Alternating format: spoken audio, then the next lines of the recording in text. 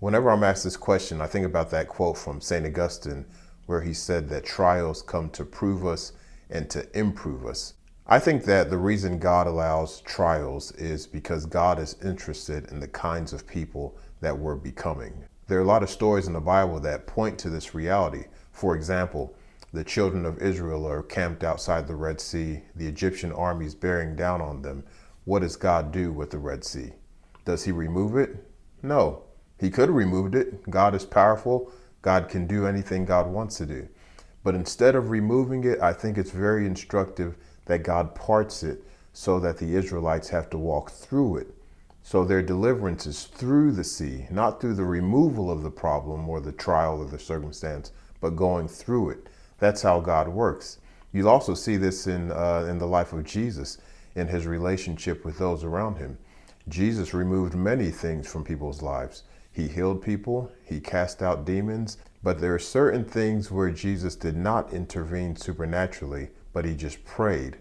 We're all familiar with the story of Peter, when Peter said that he won't deny him, and then Jesus, he said, Peter, the devil has desired to have you that he might sift you as wheat.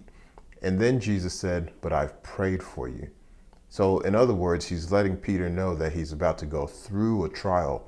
And on the other side of that trial, Peter would have become a better follower of Jesus and a better person. So it's actually through trials, through tribulations, through tests that we discover something about ourselves. But more importantly, we discover something about God. Now, I think it's important to say that not all trials come directly from God. There are some that come from God directly.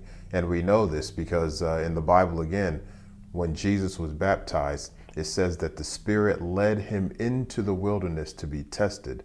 So the Spirit led him there. That was a trial that came from God. But then there's some trials that don't come from God.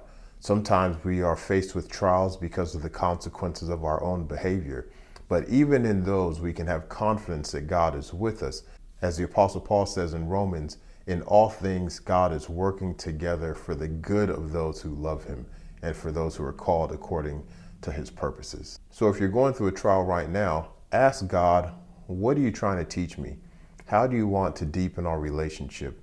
What's the area of my life that you're trying to sharpen, or the area of my life that you're trying to remove, so that I can become more like your son, Jesus Christ? But there's so many songs that really strengthen our faith in the midst of trials.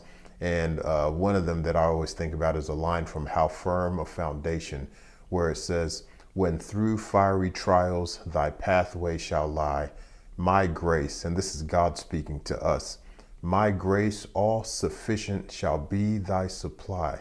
The flame will not hurt thee, I only design thy dross to consume and thy gold to refine.